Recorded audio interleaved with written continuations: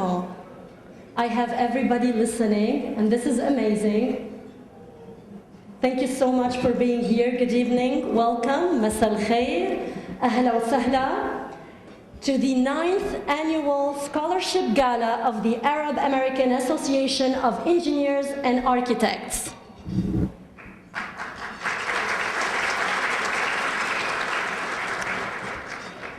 Dear members of the Arab American Association of Engineers and Architects, Tri-State Area, dear esteemed guest speakers, dear dignitaries, scholars, doctors, dear scholarship recipients, welcome.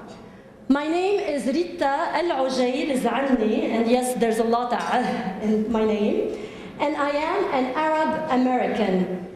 I was extremely honored when I was asked by the president of the association, Mr. Maher Abdel-Qadir, to MC your annual gala.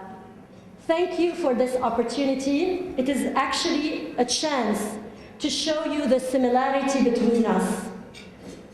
The similarity lies in the true image of a proud American citizen from an equally proud Arabic background. An image that needs to be clarified in the midst of extreme distortion. However, Arab American Association of Engineers and Architects is doing a wonderful job maintaining this image through its goals to network and help each other succeed, learn and teach about others' professions, mentor and assist students and graduates, promote professionalism and fellowship, and implement ideas to make the world a better place, which is a much-needed goal in our terrifying today's world. Ladies and gentlemen, on January 20th, 2006, a group of Arab American engineers, architects, and information technology professionals gathered in response to a request by the co-founders of the association, Mr. Maher Abdel-Qadir, Mr. Fuad Isa, and Mr. Ayman Al-Zaybaq to discuss the need for an organization to serve interests of Arab American engineers, architects, and information technology professionals in the tri-state area. Since its inception, AAAEA was able to prove that unity equals success and leaders make leaders. We, as Arab Americans, have learned a lot from the American culture, things that I wish we were able to implement in our countries of birth. Unity, equality, solidarity, support, these are main ingredients for success. On the other hand, we as Arab Americans have also complemented the American culture with so many traits. Didn't Dean Ubaidullah and other Arab American comedians showed that Arabs have a great sense of humor? But seriously, yes.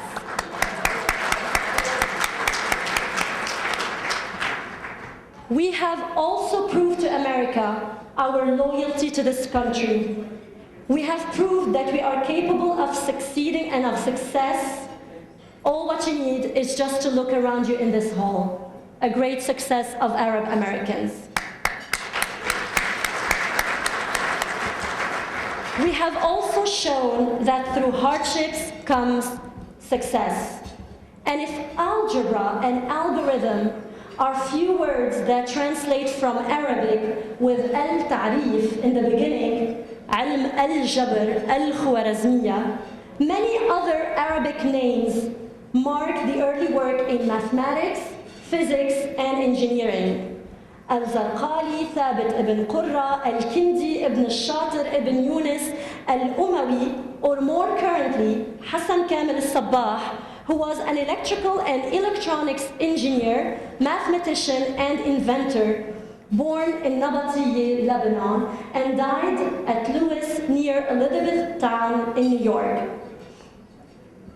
Or our own Joseph Jacobs, founder of Jacob Engineering.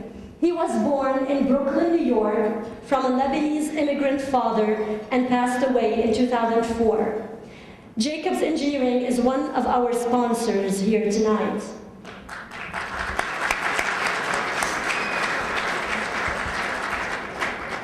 I can also name many living engineers that continue to mark the academic field, like Dr. Nada Anid, Dean of New York Institute of Technology, College of Engineering and Computing Sciences, Dr. Hashim Sarkis, Dean of the School of Architecture and Planning at MIT, Dr. Edgar Shweiri, Director of Princeton University's Engineering Physics Program, or Charles Al-Ashi, Director of the Jet Propulsion Laboratory.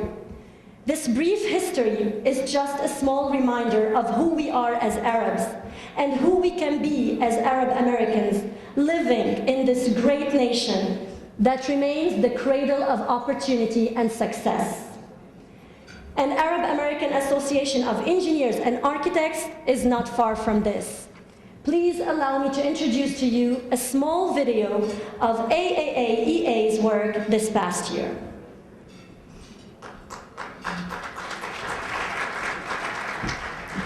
Please allow me to introduce to you a prominent leader in the Arab American community in the US. He's also the president of the Tri-State chapter of Arab American Association of Engineers and Architects and co-founder of the association in 2006. Please join me in welcoming Mr. Maher Abdel-Qadir.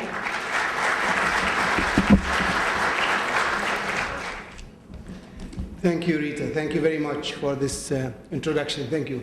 Assalamu alaikum, Masikum al-Khair. Good evening, ladies and gentlemen. And I thank you very much for joining us tonight to our 9th annual Student Scholarship Gala. As Rita indicated, my name is Maher Abdel-Qadir.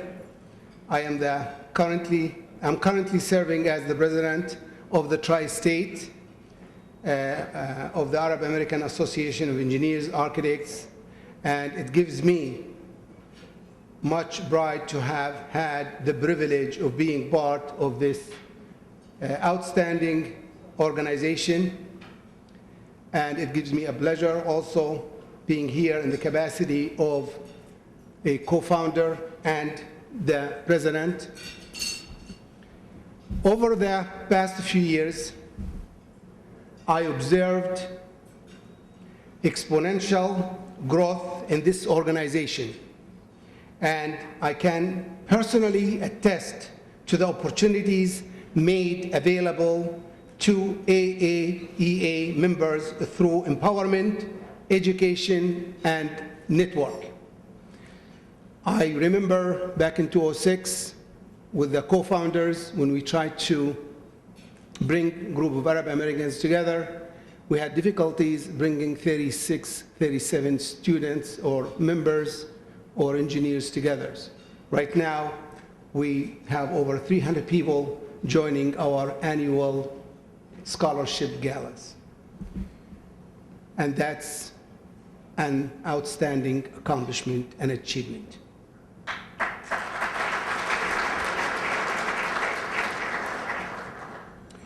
The Arab American Association of Engineers and Architects is a non-profit, non-political, non-religious professional organization open to all architects, engineers, and computer science professionals, as well as students studying to become professionals in said fields. Members are a majority of Arab heritage residing in the United States and specifically in the Tri-State, New York, New Jersey, Connecticut.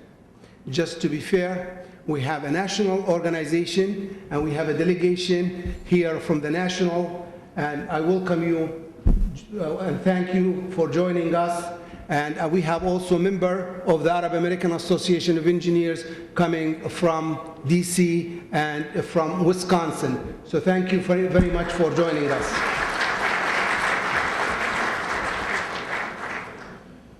We are happy to announce that also in 2013, we, the Tri-State chapter, gained a non-profit status from the IRS, which means that all contributions are tax exempt or tax deductible.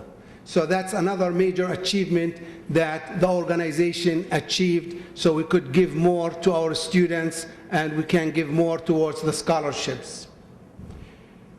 The Tri-State strives to continue its utmost dedication to the advancement of its members and community via networking, social activities, continuing education, seminars, workshops, and financial scholarships for students.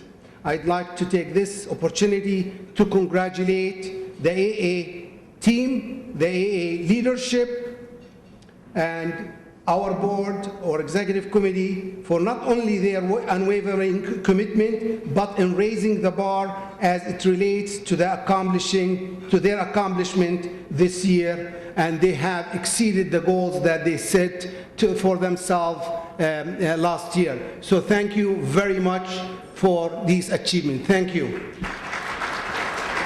To join us, this list of guest speakers for the 9th annual Gala is evident that our association has excelled in the areas of public relations and outreach. AAEA will continue this endeavor in other areas through education initiatives, employment, and internship opportunities to our members.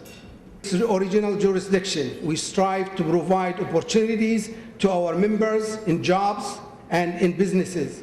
We have reached out to other ethnic communities and associations in the region to join forces in providing services and collaborate in professional functions such as this event. My team and our board member for the hard work one more time.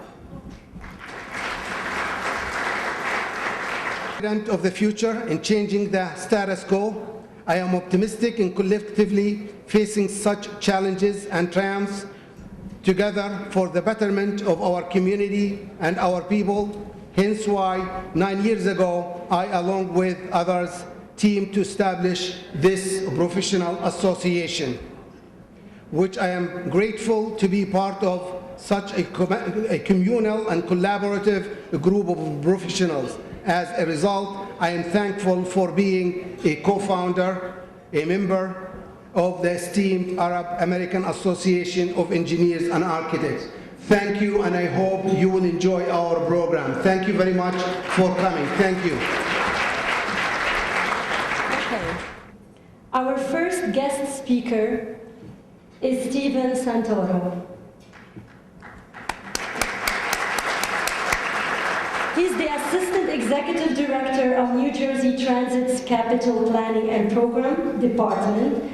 Steve joined the public sector after 25 years of experience in the private sector, and he's a graduate of Rutgers University. Ladies and gentlemen, let's welcome Stephen Santoro.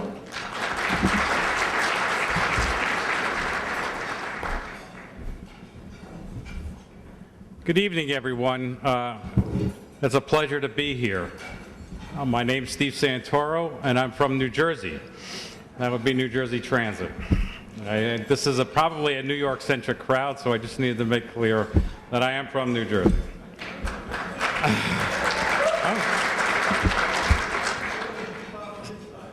So a little bit about what I do at New Jersey Transit. I'm Assistant Executive Director of Capital Planning and Programs. My functions there include planning, engineering, project management, construction management, and the most difficult part is trying to prioritize where to spend the money that we get from both the federal government and the state government, whether it's railroads or buses. New Jersey Transit has a multitude of modes that we're responsible for. We are a statewide organization, so we cover our territory all the way up to the border of New York down to the Philadelphia area, Camden area, and all the way down to Cape May. We have over 1,400 rail cars. We have 2,500 or so buses. We have light rail, and we have power transit. So it is an interesting job, and it's a fun job trying to prioritize all of that while we maintain our state of good repair. State of good repair at New Jersey Transit is probably the primary focus. We need to keep our system operating in a state of good repair, which means we need to replace vehicles. Every year we're replacing either some sort of our rail vehicles or bus vehicles.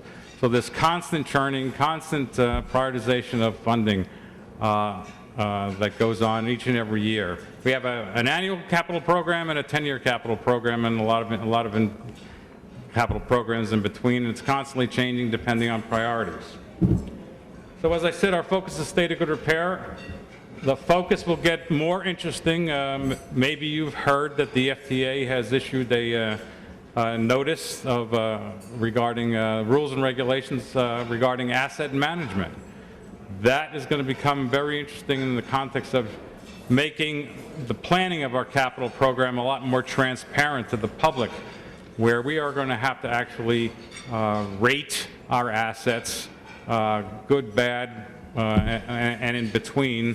We will have to report those out, that rating out to the federal government, the FTA, and they'll be constantly looking at us over our shoulder to make sure we've got enough funding in place to keep our assets in a state of good repair and serving our public. I just want to go over some of the highlights of what we do and how we're, it'll give you an insight of how we think. Vehicles, I said we procure vehicles. We're looking at procuring more multi-level vehicles. We are capacity constrained. I'll talk a little bit more about the Hudson River and tunnels and Amtrak later on in my presentation, but we need to, when we buy new vehicles, they're going to be multi-level vehicles, more seats per car, so we can get more seats across the Hudson River and in between stations in New Jersey. Our buses, we're going to buy longer buses. A lot of our fleet is 40-foot. We're going to make buy 45-footers. Oversees the construction management division for the Port Authority of New York and New Jersey Engineering Department. During his 24-plus year Port Authority career, Wallace Caban has held increasingly responsible positions within the Engineering Department Construction Management Division at both John F. Kennedy International Airport and LaGuardia Airport. Ladies and gentlemen, please welcome our guest speaker, Wallace Caban. I just want to thank everyone for this invitation to represent the Port Authority and to talk about its capital program, just give you a little insight for this year, for next year. I know that we have some very distinct groups, designers, construction managers, contractors, and ultimately the youth of tomorrow, the young engineers that are aspiring.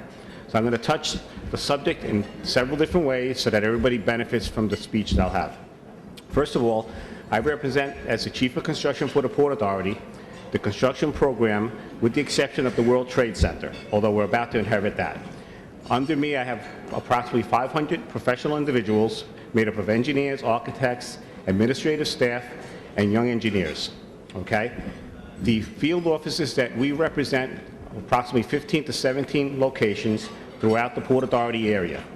We support the construction effort for the Port Authority, which is comprised of 4 line departments: tunnels and bridges, aviation, the ports department, and the TB&T. The important thing is that the capital program for this year was roughly $1 billion coming out of my shop, which means that we put in the ground dollars worth almost $950 million. That was the goal. We'll achieve that goal. That means it was the dollars that was spent to put construction contracts in the ground. Let me talk about some of the programs that we have ongoing. Everybody's aware that when the Port Authority does work, we seem to make the front page. Okay, for the Bayonne Bridge project, we're approximately 50% complete, but it is an engineering marvel. We're hitting some cost overruns and schedule overruns, but it's a kind of project you got to take a look and see that we're working within an atmosphere of 2 different communities, public issues, and certain restraints with the harbor and the pressure that we have from the ports department. If you go alongside the Bayonne Bridge, go over to the Gatos Bridge, you'll see a very quiet little project worth about $3 billion in a marshland with almost no impacts. Very distinct, very different. Let's change gears a little bit. Many of you here know about infrastructure, right? So infrastructure is our roads, bridges, tunnels, dams, levees, airports, basically anything that can be destroyed by an action movie. And this is according to John Oliver, host of Last Week Tonight. And since some people think that infrastructure is boring and not sexy, yeah, then to all of you here, engineers and architects who rather think the contrary, infrastructure is actually an interesting topic. So here's for you the blockbuster Hollywood movie called Infrastructure.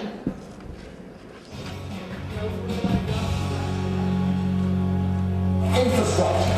It's our roads, bridges, dams, levees and airports, power grids, basically anything that can be destroyed in an action movie.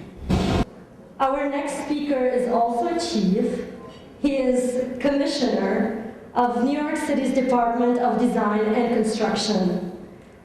DDC is the nation's largest civic design and construction project management agency. DDC has completed more than 3,700 projects with an approximate value of $15 billion. As commissioner, Dr. Peña Mora directs a $10 billion active portfolio of 800 resilient, sustainable construction projects. Ladies and gentlemen, the Commissioner of New York City's Department of Design and Construction, Dr. Peña Mora. So that is a strong challenge on itself. But we have a lot of other projects, from prisons to firehouses, to libraries, cultural centers, jails, you name it, we do it. Now, if we look at the work that is happening right now in construction, we go to the next slide. We have $4.5 billion worth of work in construction right now. And when we put all that together, you can see that we have a very healthy program that we are working very diligently. And if any of you are looking for employment, let me tell you, we post a lot of openings every week. So if you want to join me in actually developing the New York of the future, please look at our website and you will see a lot of different postings, both for our public buildings and our infrastructure. If we go to the next one. So what are some of the contracts that are coming online right now? We look at the consulting work. We have now some work for the Department of Homeless, as well as quite a few work for energy conservation and remediation, as well as 2 new libraries that we're going to be doing. The new Westchester Square Library, as well as the Far Rockaway Library and the 40th Precinct. So you can see there's a very diverse set of projects in our public buildings. We go to the next one. In the construction, those are the ones that are coming now online. We have some work in the Bronx Zoo, as well as some of the work in some of the cultural centers that we have to do. Actually, one of the most important projects that we have right now is the facade for 1PP, in which we are repairing that facade that has been there since the 1970s. If we go to the next slide, in the infrastructure, if we look, go to the next slide, we see that our clients in the infrastructure world have a 10-year capital plan of $5.1 billion. This is between DEP, DOT, and that's work that is going to be coming to us during this period. If we go to the next slide. Right now we have $5.1 billion worth of work in design. In the infrastructure division, some of the critical projects there are our SBS, Select Post Services, Gray Street, and the Southeast Queens water storm sewer system that we are putting in Southeast Queens. So that makes a big bulk of our projects right now in pre-design and design. If we go to the next one. In construction, we have $2.5 billion worth of work.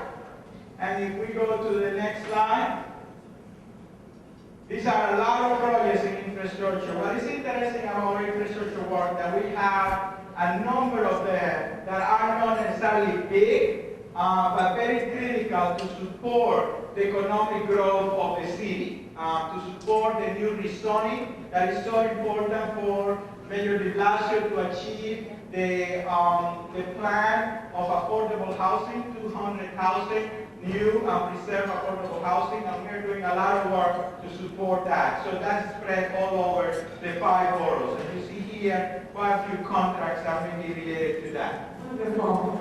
So, Mr. Maher Abdel, would you like to hold the microphone and give the first award? This is the first award to Mr. Steven Santura, Assistant Executive Director of the New Jersey Transit Capital Planning and Program. That's what you do when you live too long in New York City.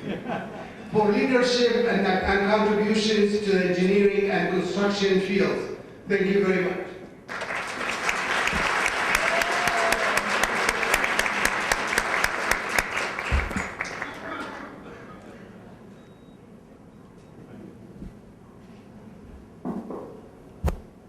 The second one to Mr. Wallace Caban, Chief of Construction Management Division, Port Authority of New York and New Jersey Engineering Department, for leadership and contribution to the engineering and construction fields. Bravo.